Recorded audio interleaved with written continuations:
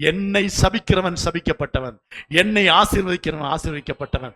ஆகவே நீ என்னை எவ்வளவு சாபம் போடு, எனக்கு ஒண்ணும் நேரிடாது. அல்லேலூயா. நீதிமானுக்கு ஒரு கேடும் வராது. என்னை கர்த்தர் நீதிமானாக்கிறார். என்னுடைய செயல்னால் அல்ல, அவருடைய கிருபையினால் என்னை நீதிமானாக்கி இருக்கிறார். எனக்கு ஒரு கேடும் வராது. அல்லேலூயா. அது சாபமா இருக்கட்டும், பில்லி சூன்யமா இருக்கட்டும், காத்து கருப்பு, அதை பண்றான், இதை பண்றான், அப்படி பண்றான், இப்படி பண்றான், நம்ம அதை பத்தி கவலைப்பட வேண்டிய அவசியமே இல்லை. நாம் சொல்லப்பட்டிருக்கிறது, நாம் தேவனால் பாதுகாக்கப்பட்டிருக்கிறோம். அல்லேலூயா, அல்லேலூயா. நான் சொல்லுவேன், உங்க ரட்சிப்பு இருக்கிறதே அது எல்லாவற்றை விட மேலானது.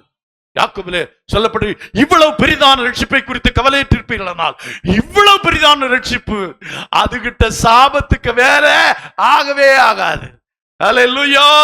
அதனால் இனிமேல் ஒரு காலம் சாபத்தை குறித்து நம்ம என்ன செய்யக்கூடாது, கலங்கக்கூடாது. பில்லி சூன்யம், காத்து கருப்பு, எதுனாலும் சரி. அல்லேலூயா, அல்லேலூயா, அல்லேலூயா. அருமையான தேவச்சனங்களே, இந்த காலை வேளையிலிருந்து இன்னைக்கோடு இந்த சாபம், இந்த பில்லி சூன்யம், காத்து கருப்பு, செய்வினை, இதுக்கெல்லாம் நாம் நீங்களாக்கப்பட்டிருக்கிறோம். அல்லேலூயா. ஆண்டவரை நம்புறதுக்காக கிடைச்ச பலன் அது, ஆண்டவரை ஏற்றுக்கொண்டதற்கு பலன் அது. அல்லேலூயா.